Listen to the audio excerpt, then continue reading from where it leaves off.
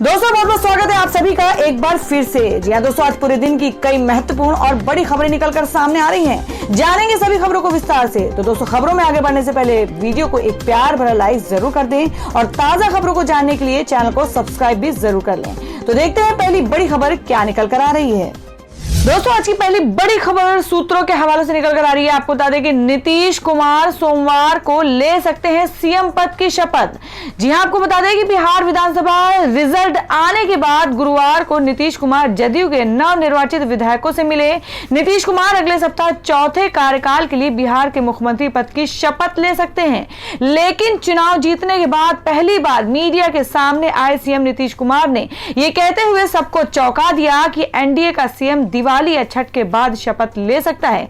Media reports के मुताबिक नीतीश कुमार सोमवार को मुख्यमंत्री पद की शपथ ले सकते हैं। आपको बता दें कि पद को लेकर उन्होंने कुछ बातें कही हैं। मीडिया में नीतीश के एक करीब सहयोगी ने कहा कि वे अगले सप्ताह चौथे कार्यकाल के लिए बिहार के मुख्यमंत्री पद की शपथ लेंगे, लेकिन तिथि को अभी तक अंतिम रूप से नहीं बताया गया है। राजनीतिक हलकों में अटकलें लगाई जा रही हैं कि वे सोमवार को शपथ लेंगे। उसी दिन भैया दूज त्योहार मनाया जाएगा, जिसे शुभ दिन माना जाता है। राजभवन के सूत्रों ने कहा है कि शपथ ग्रहण समारोह कब होगा, इसके बारे में उन्हें कोई संवाद नहीं मिला है। इससे पहले गुरुवार को पत्रकारों से बात करते हुए नीतीश कुमार ने कहा कि मैंने मुख्यमंत्री बनने का दावा नहीं किया है। इस पर फैसला एनडीए में शामिल पार्टियां करेंगी कि बिहार का मुख्यमंत्री कौन होगा। उन्होंने कहा कि मेरी तरफ से तो कोई दबाव नहीं है, मुख्यमंत्री पद के लिए एनडीए की बैठक में फैसला होगा। नीतीश कुमार ने कहा कि एनडीए के चारों घटक जेडीयू, बीजेपी, हम और वीआईपी दलों की कल औपचारिक बैठक होगी। इस बैठक में सभी महत्वपूर्ण फैसले लिए जाएंगे। उन्होंने कहा कि मेरी तरफ से कोई जवाब नहीं है, सीएम पद के लिए एनडीए की बैठक में फैसला होगा। जनता ने एनडीए को बहुमत दिया है और हम सरकार बनाएंगे। चारों घटक दल की औपचारिक बैठक शुक्रवार को होगी, उसके बाद निर्णय होगा। और दोस्तों में अगली खबर में आपको बता दें, जिसमें सीएम अरविंद केजरीवाल ने कहा कि खेल में भी दिल्ली सबसे आगे। हमारा सपना है कि एक दिन भारत चीन से ज्यादा पदक लाए। जी हम बात करें कि मुख्यमंत्री अरविंद केजरीवाल ने कहा कि बिजली, पानी, शिक्षा और स्वास्थ्य की तरह खेल में भी दिल्ली सबसे आगे है। हमारा देश अंतर्राष्ट्रीय खेलों में चीन से भी ज्यादा पदक लाए। इस सपने को पूरा करने के लिए दिल्ली सरकार ने कई योजनाएं बनाई हैं। सीएम अरविंद केजरीवाल ने खिलाड़ियों से देश के लिए खेल प्रतियोगिताओं में पदक जीतने में कोई भी कसर नहीं छोड़ने की अपील की है। सीएम अरविंद केजरीवाल ने उप मुख्यमंत्री एवं शिक्षा मंत्री मनीष सिसोदिया के साथ कल दिल्ली के 77 उभरते खिलाड़ियों को उनका उत्साह बढ़ाने के लिए मिशन एक्सीलेंस योजना के तहत 4.39 करोड़ रुपए की आर्थिक सहायता प्रदान करने के दौरान पर ये बातें कही हैं। दिल्ली सचिवालय में आयोजित समारोह में शिक्षा मंत्री मनीष सिसोदिया ने मिशन एक्सीलेंस योजना के तहत खिलाड़ियों को आर्थिक सहायता योजना की जानकारी दी है। खिलाड़ियों का चयन करने वाली समिति में कर्णम मालेश्वरी, अखिल कुमार, मनीषा मल्होत्रा, गगन नारंग और रोजन सोडी शामिल थे। और दोस्तों अगली खबर में आपको बता दें जो कि रेल यात्रियों के लिए खुशखबरी है कि त्योहारों को देखते हुए 227 जोड़ी नई ट्रेनें शुरू हुई। जी हां, आपको बता दें कि मार्च में जब कोरोना महामारी की वजह से लॉकडाउन का ऐलान हुआ था तो ट्रेनों का संचालन भी बंद कर दिया गया था। अनलॉक के साथ ट्रेनें चलनी शुरू तो हुई, लेकिन बहुत ही सीमित संख्या में। देश भर में इन दिनों त्योहारों का सीजन चल रहा है, जिस वजह से बड़ी संख्या में लोग अपने घरों को जा रहे हैं। ऐसे में कोरोना महामारी और ट्रेन की कम संख्या के चलते उनको दिक्कतों का सामना करना पड़ रहा है, जिसको देखते हुए रेलवे ने एक बड़ा कदम उठाया है, जिससे यात्रियों को काफी राहत मिलेगी। आपको बता दें कि नॉर्थ रेलवे सेंट्रल के मुताबिक दिवाली समेत अन्य त्योहारों पर यात्रियों को दिक्कत न हो, इसलिए व्यवस्था कर ली गई है, जिसके तहत 227 जोड़ी स्पेशल ट्रेनें चलाई जा रही हैं और इन 227 जोड़ी ट्रेनों में 73 जोड़ी त्योहार स्पेशल हैं। इन ट्रेनों के चलने से यात्रियों को आराम से कंफर्म टिकट मिल जाएगा। साथ ही ये ट्रेन नॉर्थ सेंट्रल जोन के सभी स्टेशनों को कवर करेंगी। रेलवे अधिकारियों की कोशिश है कि ट्रेनों में सोशल डिस्टेंसिंग का पालन हो सके, जिसके लिए प्रोटोकॉल का कड़ाई से पालन किया जा रहा है। और वह अगली खबर निकल कर आ रही है जिसमें आपको बताते हैं कि बिहार में एआईएमएम के नवनिर्वाचित विधायक पहुंचे हैदराबाद। ओवैसी से उनके घर पर की मुलाकात। जी हां, बात करें कि बिहार विधानसभा चुनाव 2020 में एक तरफ एनडीए में जीत के बाद भी नीतीश कुमार खुशी नहीं मना पा रहे हैं, तो दूसरी ओर आरजेडी नेता तेजस्वी यादव अभी तक महागठबंधन की हार नहीं पचा पा रहे हैं। और वहीं ऑल इंडिया मजलिस इत्तेहादुल मुस्लिमीन के नेता असदुद्दीन ओवैसी के घर पर हैदराबाद में जश्न चल रहा है। इसी जश्न में हिस्सा लेने बिहार विधानसभा में इस बार चुने गए पार्टी के 5 विधायक भी पहुंचे हैं। आपको बता दें कि बिहार विधानसभा चुनाव के नतीजों में एनडीए और महागठबंधन के बीच कांटे के मुकाबले के बाद जिस पार्टी ने सबसे ज्यादा सुर्खियां बटोरी है वो असदुद्दीन ओवैसी की ऑल इंडिया मजलिस इत्तेहादुल मुस्लिमीन ने बिहार विधानसभा चुनाव में 5 सीटों पर कब्जा जमाया है। सीमांचल की 5 सीटें जीतकर ओवैसी के हौसले बुलंद है और उन्होंने पश्चिम बंगाल और उत्तर प्रदेश के विधानसभा चुनाव में भी उतरने का ऐलान कर दिया है। तो दोस्तों, खबरों में आगे बढ़ने से पहले जान लेते हैं आज के माइंड क्विज के सवाल को। आज का सवाल है आपको बताना है कि गोदान किस लेखक द्वारा लिखी गई रचना है। इसका जवाब आपको वीडियो के नीचे कमेंट बॉक्स में देना है और सही जवाब देने वाले को रैंडमली लेकर जाएगा और वो जीत सकते हैं एक बम्पर पुरस्कार। तो बढ़ते हैं अगली खबर की ओर। और मैं अगली खबर बता दूं जो कि बॉलीवुड ड्रग्स केस को लेकर है कि एनसीबी ने अभिनेता अर्जुन रामपाल को भेजा समन। 13 नवंबर को होगी उनसे पूछताछ। जी हम बात कर रहे हैं कि बॉलीवुड ड्रग्स मामले में एनसीबी ने अभिनेता अर्जुन रामपाल को समन भेजा है। ड्रग्स मामले में 9 नवंबर को उनके घर एनसीबी ने छापेमारी की थी, जिसके बाद अब एनसीबी ने उनकी गर्लफ्रेंड गैब्रिएला से कल फिर से पूछताछ की और करीब 6 घंटे कर गैब्रिएला से पूछताछ की गई। अभिनेता अर्जुन रामपाल के घर से ड्रग्स बरामद होने के बाद उनकी मुश्किलें और बढ़ गई हैं। अब 13 नवंबर को उन्हें एनसीबी के सामने पेश होना होगा। और वहीं अगली खबर में आपको बता दें कि जिसमें बेटे की हार से टूट गए शत्रुघ्न सिन्हा, बोले ये ईवीएम नहीं, हर वोट मोदी मशीन है। जी हम बात कर रहे हैं कि बिहार विधानसभा चुनाव में बेटे लव सिन्हा को हार का गहरा आघात अभिनेता से नेता बने शत्रुघ्न सिन्हा को लगा है। ये और ज्यादा तब गहरा हो गया है जब शत्रुघ्न सिन्हा और उनकी पत्नी पूनम सिन्हा इसी वर्ष परायज का मुंह देख चुके हैं।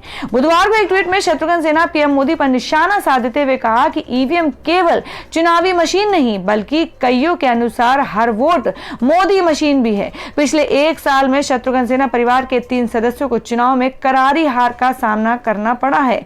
आपको बता दें कि गौरतलब है कि बिहार के बांकीपुर विधानसभा से कांग्रेस के टिकट पर चुनाव में किस्मत आजमा रहे लव सिन्हा को बीजेपी उम्मीदवार के हाथों करारी हार का सामना करना पड़ा था। इससे पहले 2019 लोकसभा चुनाव में पटना साहिब लोकसभा सीट से कैबिनेट मंत्री रविशंकर प्रसाद के खिलाफ कांग्रेस की टिकट पर खड़े हुए शत्रुघ्न सिन्हा हार चुके हैं, जबकि सपा की टिकट पर केंद्रीय रक्षा मंत्री के खिलाफ लखनऊ लोकसभा सीट पर खड़ी पत्नी पूनम सिन्हा को भी करारी हार का सामना करना पड़ा था। यानी कह सकते हैं कि 1 वर्ष के भीतर शत्रुघ्न सिन्हा समेत परिवार के 3 सदस्यों की हार हुई है, जिसकी खींच स्वाभाविक है। और मैं आपको अगली खबर में आपको बता दें कि बॉलीवुड के जाने माने एक्टर आसिफ बसरा ने की खुदकुशी, पालतू कुत्ते की चेन से फांसी लगाकर दी जान। जी हां, आपको बता दें कि बॉलीवुड से एक और बड़ी खबर आई है। जाने माने अभिनेता आसिफ बसरा ने खुदकुशी कर ली है। हिमाचल प्रदेश के कांगड़ा जिले के धर्मशाला में एक कैफे के पास उन्होंने सुसाइड किया है। धर्मशाला मैकडॉलगंज रोड पर वो बीते 5 सालों से किराए के मकान में रह रहे थे। उनके साथ उनकी महिला मित्र भी रह रही थी जो विदेशी मूल की हैं। हालांकि अभी ये साफ नहीं हो सका है कि बसरा ने खुदकुशी क्यों की है। कांगड़ा के एसपी विमुक्त रंजना घटना की पुष्टि की है। सूचना मिलते ही पुलिस मौके पर पहुंच गई। पुलिस ने शव को कब्जे में लेकर छानबीन शुरू कर दी। पुलिस को मौके से कोई ऐसी चीज नहीं मिली है जिससे खुदकुशी के पीछे के कारणों का पता चल सके। पुलिस ने बताया कि गुरुवार दोपहर आसिफ बसरा अपने पालतू कुत्ते को टहलाने निकले थे। इसके बाद वह वापस आकर उन्होंने पालतू कुत्ते की ही चेन से फांसी लगा लिया। शुरुआती जांच और पूछताछ में जो बातें सामने आई हैं उसके मुताबिक आसिफ डिप्रेशन में थे और कई दिनों से अकेले रहते थे। और दोस्तों में अगली खबर निकल कर आ रही है जिसमें आपको बता दें कि तेजस्वी यादव बोले जनादेश महागठबंधन के पक्ष में, हम हारे नहीं, चुनाव आयोग ने हराया है। जी हां, आपको बता दें कि बिहार में हुए विधानसभा चुनाव के नतीजों के बाद कल राजद विधायक दल की बैठक में तेजस्वी यादव को विधायक दल का नेता चुना गया। तेजस्वी यादव की मां और पूर्व सीएम राबड़ी देवी के आवास पर राजद नेताओं की बैठक में ये एक मत से निर्णय हुआ। विधायक दल का नेता चुने जाने के बाद तेजस्वी यादव ने कहा कि जनता ने बदलाव बदलाव के लिए वोट दिया है, राजद और महागठबंधन को वोट दिया है, लेकिन चुनाव आयोग ने हमें हराया है। तेजस्वी ने कहा कि अगर नीतीश कुमार में थोड़ी भी अंतरात्मा और नैतिकता बची है तो जोड़ तोड़ गुणा भाग करके सीएम की कुर्सी पर बैठने की कोशिश उन्हें नहीं करनी चाहिए और मुख्यमंत्री की कुर्सी से उतर जाना चाहिए। तेजस्वी यादव ने कहा कि बिहार का फैसला हमारे पक्ष में है। तेजस्वी ने कहा कि मैं नतमस्तक होकर बिहार की जनता को धन्यवाद देना चाहता हूं। जनता ने अपना फैसला सुनाया और चुनाव आयोग ने अपना नतीजा सुनाया।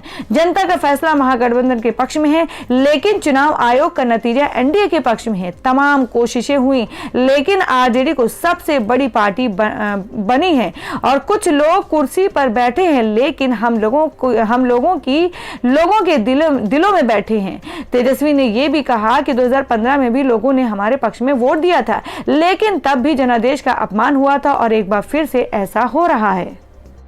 और वहीं अगली खबर में आपको बता दें, जिसमें शिवसेना का तंज, कहा नीतीश कुमार को मुख्यमंत्री बनाना हारे हुए पहलवान को पदक दिलाने जैसा। जी हां, आपको बता दें कि शिवसेना ने अपने मुखपत्र सामना के लेटेस्ट संपादकीय में बिहार के मुख्यमंत्री और जदयू नेता नीतीश कुमार पर कटाक्ष करते हुए कहा कि उन्हें राज्य का सीएम बनाना मतदाताओं का अपमान करने जैसा है। शिवसेना ने लिखा कि उन्हें फिर से मुख्यमंत्री का पद मिल सकता है, लेकिन उन्हें भाजपा के निर्देशों के तहत काम करना होगा। सामना में लिखा कि नीतीश कुमार को सीएम बनाना हारे हुए पहलवान को पदक दिलाने जैसा होगा। सामने में लिखा गया कि भाजपा और राजद हैं दो वैचारिक रूप से अलग अलग दलों को जिन्हें वोट मिले हैं, जबकि जदयू को जनता ने खारिज कर दिया है। ऐसे में नीतीश कुमार को राज्य का सीएम बनाना मतदाता के अपमान की तरह होगा। यह समारोह एक पहलवान को पदक देने के लिए होगा जो लड़ाई हार चुका है। तो दोस्तों, खबरों में आगे बढ़ने से पहले एक बार फिर से आपको याद दिला दें कि अगर आपने अभी तक हमारी वीडियो को लाइक नहीं किया तो जल्दी से वीडियो को लाइक कर दें, क्योंकि आपका एक लाइक हमारे लिए बहुत ही महत्वपूर्ण होता है। और अगर आप हमारे चैनल पर नए हैं तो चैनल को जरूर सब्सक्राइब कर लें और बेल के बटन को भी जरूर हिट कर दें। और हमारी पूरी न्यूज को जानने के लिए वीडियो को लास्ट तक जरूर देखें। बढ़ते अगली खबर की ओर। और दोस्तों, अगली खबर में आपको बताते हैं, जिसमें जेल से बाहर आते ही अर्नब गोस्वामी ने उद्धव ठाकरे को दी खुली चुनौती। कहा हिम्मत है तो करे मुझसे बहस। जी आपको बता दें कि इंटीरियर डिजाइनर को आत्महत्या के लिए उकसाने के आरोप में जेल में बंद रिपब्लिक टीवी के editor in chief Arnab Goswami को बुधवार को सुप्रीम कोर्ट ने बेल दे दी थी। अंतरिम जमानत याचिका पर सुनवाई करते हुए सुप्रीम कोर्ट ने सख्त टिप्पणी करते हुए कहा कि अगर राज्य सरकारें व्यक्तियों को टारगेट करती हैं तो उन्हें पता होना चाहिए कि नागरिकों की स्वतंत्रता की रक्षा के लिए शीर्ष अदालत है। याचिकाकर्ताओं को 50,000 रुपए की व्यक्तिगत ब्रांड पर अंतरिम जमानत पर रिहा किया गया है, जिसके बाद रात करीब 8:30 बजे जेल से बाहर आए अर्नब गोस्वामी ने विजय चिन्ह प्रदर्शित करते हुए कहा कि यह भारत के लोगों की जीत है। और इसके बाद एएनआई से बात करते हुए कहा कि महाराष्ट्र के मुख्यमंत्री उद्धव ठाकरे को बहस करने की चुनौती दे डाली। उन्होंने कहा कि वे स्वतंत्र पत्रकारिता करने से हमें नहीं रोक सकते हैं। उस सरकार के द्वारा मेरी गैर कानूनी गिरफ्तारी कराई गई जो ये समझने को तैयार नहीं है कि वह स्वतंत्र मीडिया को पीछे नहीं धकेल सकती है। अगर उद्धव ठाकरे को मेरी पत्रकारिता से कोई परेशानी है तो उन्हें मुझे इंटरव्यू देना चाहिए। मैं उन्हें चुनौती देता हूं कि वे मेरे साथ उन सभी मुद्दों पर बहस करें जिनसे मैं उनसे सहमति नहीं रखता हूं। उन्होंने मुझसे पुराने झूठे और फर्जी मामले में फंसाया है। ये कितनी शर्मनाक बात है। उन्होंने ये भी कहा कि उन्हें जेल में यातनाएं दी गई। मैं जेल के अंदर से चैनल चलाऊंगा।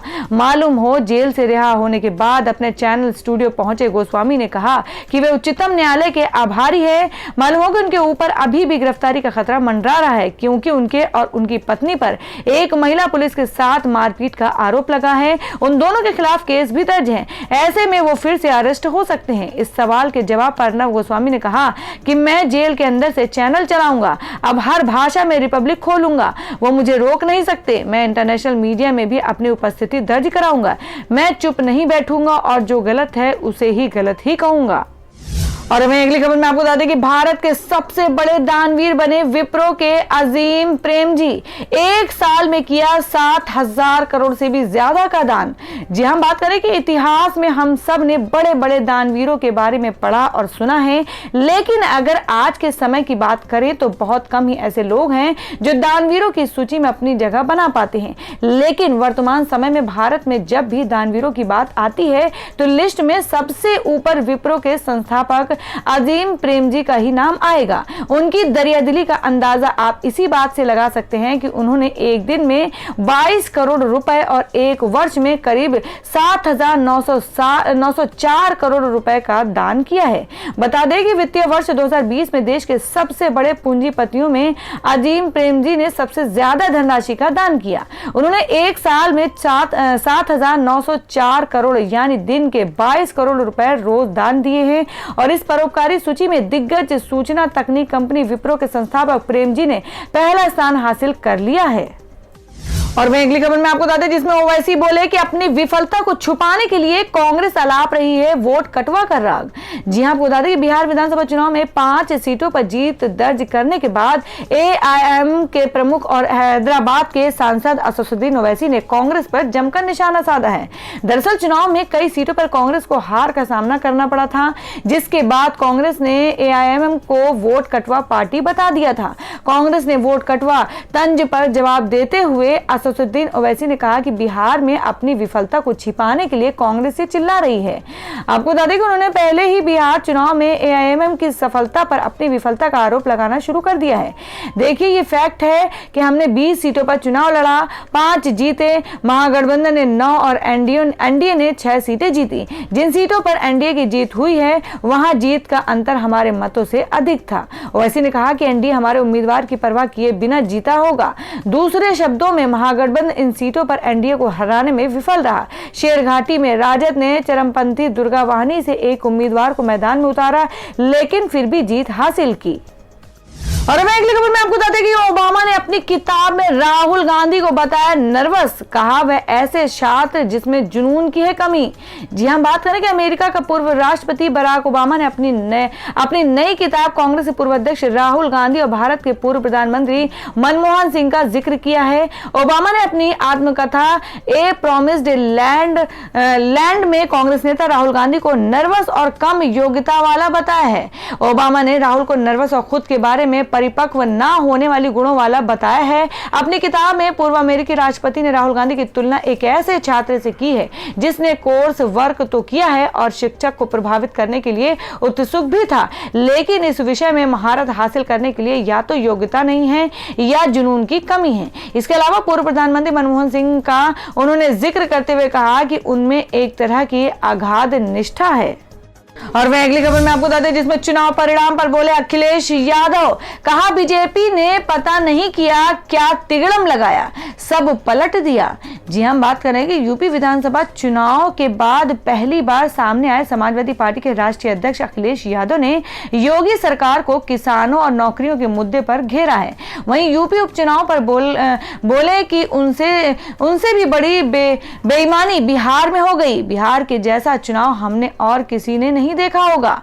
लोकतंत्र पर भरोसा करने वाले सभी लोग दुखी हैं। बीजेपी ने पता नहीं क्या तिगड़म लगाया, सब पलट गया।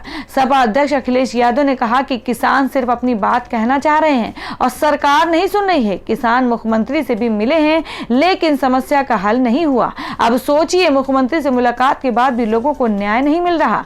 आप सरकार में हैं और सरकार के पास पैसे की कोई कमी नहीं होती। सरकार चाहे तो समस्या हल हो सकती है। सरकार को नरम होना चाहिए।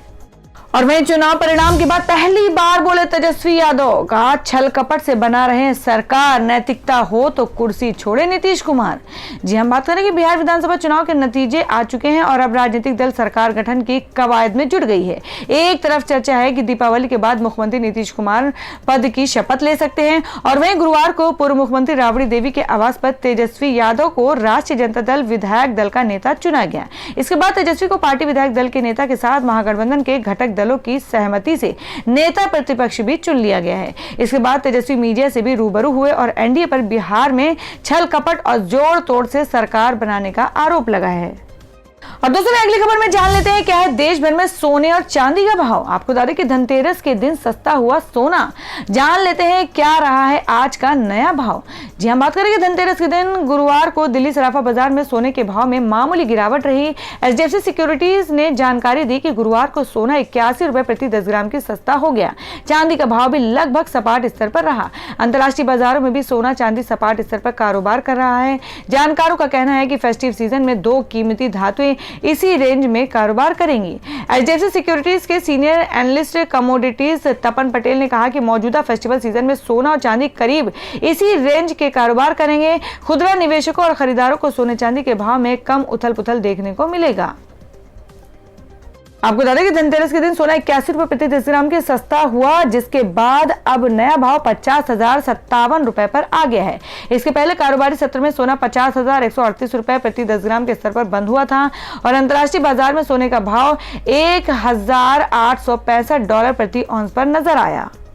और हमें अगली खबर में जान लेते हैं क्या है देश भर में मौसम के ताजा हालात। आपको बता दें 12 नवंबर को NCR में सुधरी हवा की गुणवत्ता, हिमाचल में बर्फबारी के हैं आसार।